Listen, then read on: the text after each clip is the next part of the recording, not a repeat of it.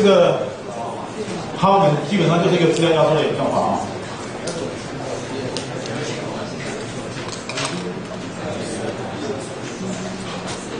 那现在各位可能常用的常用的这个资料压缩的方式啊，可能是比如说 RIR， 这个可能各位常用的 EIP， CD， 这些是各位常用的这个资料压缩的软体。Huffman 是另外一个，你把它做出来之后，就是放在网络上面，你就出了意思的，它就是一个压缩演算法，意思的，这个压缩方法都不太一样啊。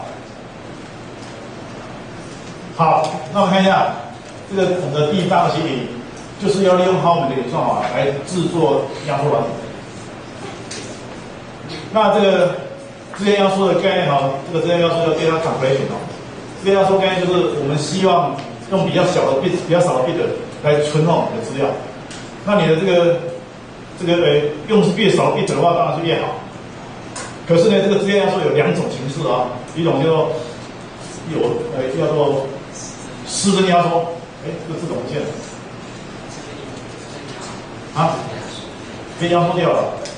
被压缩掉了。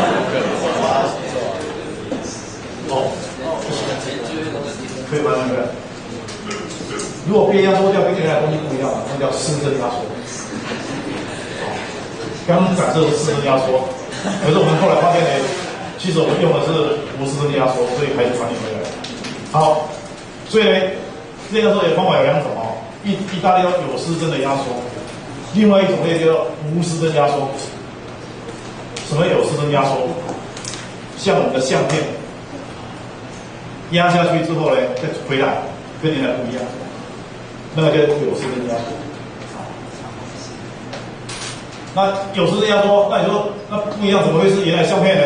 当然不是原来相片，但是你的眼睛不够聪明，你的眼睛看不出来，它是骗你的眼睛啊，所以你看的跟原来没有压缩之前是一样的。ZAP 这种常用的这个相片的档案ZAP 这个是有失真的点ZAP 是有失真的。压下去之后呢，跟你原来档案不一样，完全不一样的。所以你问第一个人说你的眼睛厉不厉害，就用ZAP考他。你请问这一张是没有压缩的，这一张是有压缩，告诉哪里不一样？他说他眼睛很厉害。你就问他，他答不出来，就说你眼睛不厉害。这种影像还有电影电影也是一样因为那个动作有些东西我们是不够看得清楚的。还有我们听声音的时候，听的声音也是一样，这个都可以有失真的压缩，就是跟原来不一样。还有一种叫无失真压缩，我们的档案压缩尤其是我们写program每一个 bit 都不能漏掉，这个当然不可以用无失真，这个不可以用有失真的，应该是无失真压缩。所以呢，就是无失真压缩还原的资料跟压缩前的资料是完全一样，一个 bit 就不能换掉这个叫无失真。那我们的 Huffman 就是无失真压缩，刚刚看到了解码前跟解码后那是一模一样的东西这是无失真压缩。那你写你的code 还有我们的 Word 档案这些东西当然要用无失真压缩才行。那你的这个刚刚讲的 RA ZIP 7页这些都是无失真压缩，因为他不晓得你要压什么东西它基本上都是无失真的。那影像的那些你照相之后经过转换，基本上都是有失真的。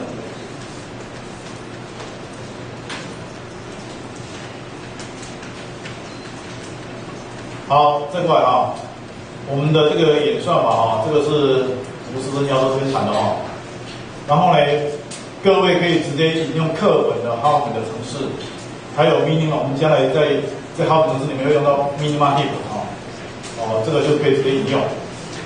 那接下来我们看看我们这个整个怎么做我们呢要进行档案的压缩，所以第一步你要把档案读进来之后，每个档案的每个字母出现的频率是多少？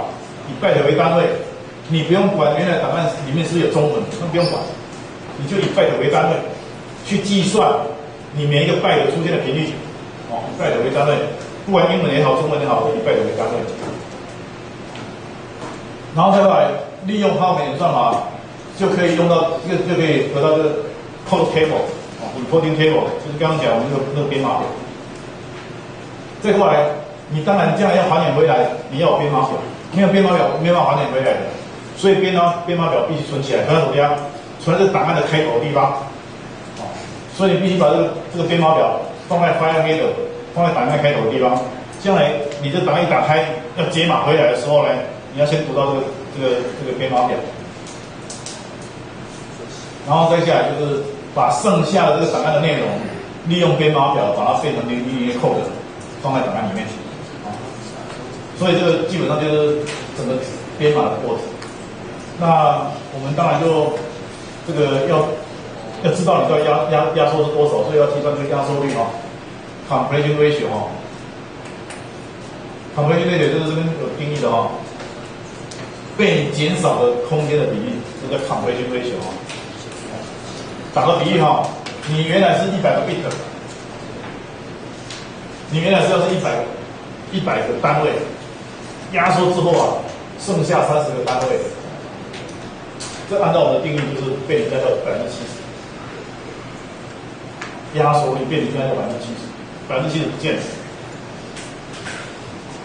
然后把原来的这个档案的这个 byte 数啊，压缩之后的 byte 数啊，哦，把它算出来。那压缩这个档案之后啊，因为你还有 file header 啊 ，file header 就包含什么？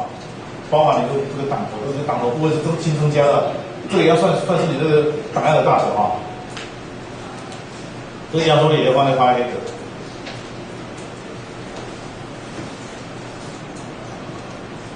再下来啊，我们这个有特别规定哦。在写 program 的时候，我们要特别规定，这个其实跟我们的这个号面的tree 啊，这个当然也有关系哈。其实我们在做这个号面tree的时候，我们就规定一律左边是为0，右边为1，这是我们规定。那其实我们刚才演算法，我们在谈的范例啊，我们都是左边0，右边1。有些同学在做的时候呢，就突然就转了个弯哦，左右就颠倒了。我们这边就规定好啊，左边就是0，右边是1哦。跟我们的讲义的范例一样。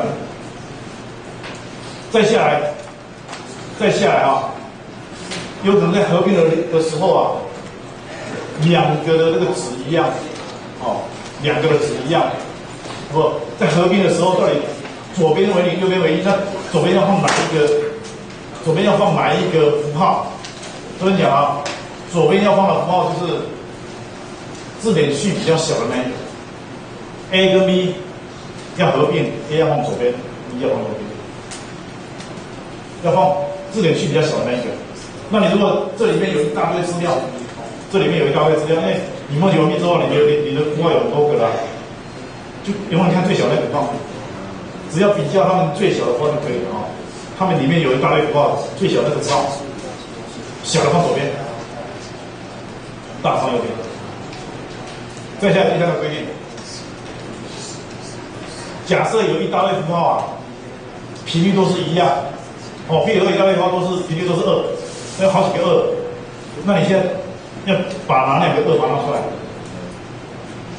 字典序最小的那2个先合计，啊，你要同时有好几个都是2，那字典序最小的那2个先来。好，这是我们的特别规定。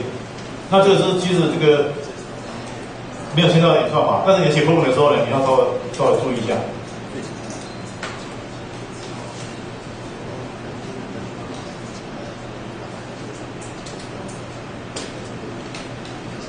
好，再下来哈，就是解压缩的时候，你用你的这个编码表就可以把它压缩哦。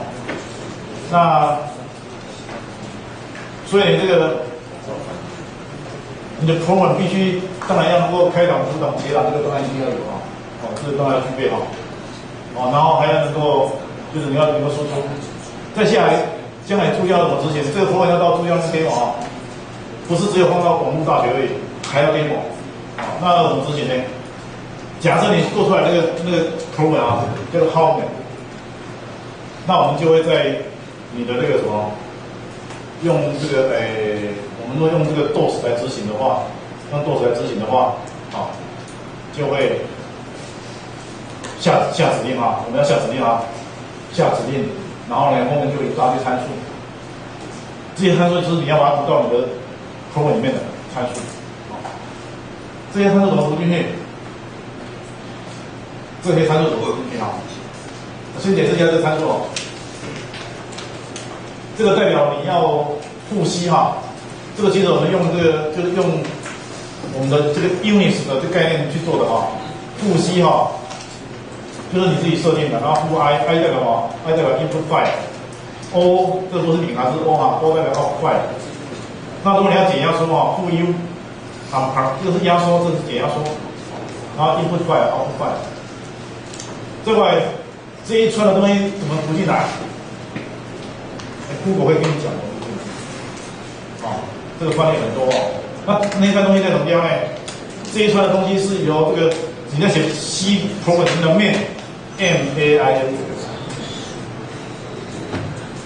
它可以把它读进来。那这个我们以前写的 program 大多数啊，这个 main 啊，这个里面是空的，没东西。其实它里面是可以参数。所以你在之前这个 how 这个 program 的时候啊，它自然而然那个资料啊，自然而然已经传到这里面来了，就当出来用就对了。所以这也没什么特别技巧哦。那以前你为什么没有用？因为你以前都没有，你就让它执行啊，后面这些通通没有，所以你也不用管了。但是现在我们这次我们要管了，所以那个资料在哪里？这个资料已经放在面里面了，那个参数里面。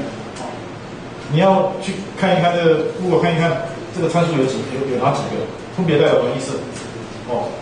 所以你也不用什么另外写一个图文去读进来，没有这个东西哈，它直接就是在这边的，你只要把设定参数设定好了，你就可以直接把这个内容拿出来用。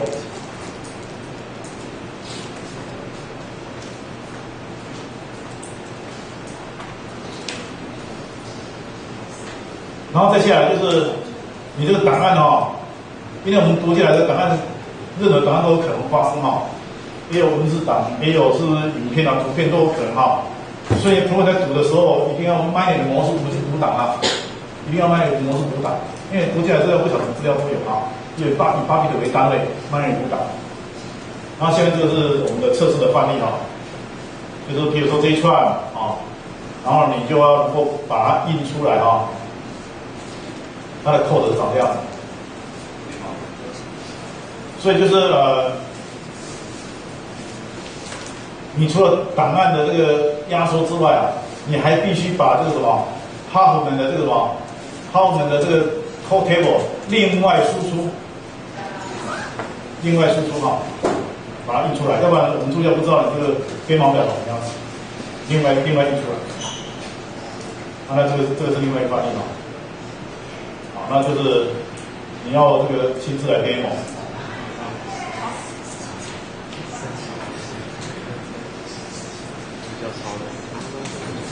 那在这边鼓励各位把它做成视窗操作方式。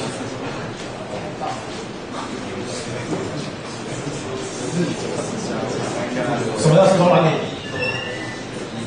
这个就是一个视窗软体。有看过 RL 开档就把档案解成，然后存档，然后放回去，对不对？那就是类似这个概念。你只要一个档案而已哈，不必做很多档案，只要一个就可以了。就把一个档案读进来，再把一个打号。那副档名怎么取呢？如果你要变成你这个是一个有名的档案，你就把你的名字3个码放到副档名啊，就是对不对？杨氏压缩法 ，YAN， 对不对？像什么 I 呀，对不对？你就用你的自己的名字啊，当你的副档名啊，这有嘞。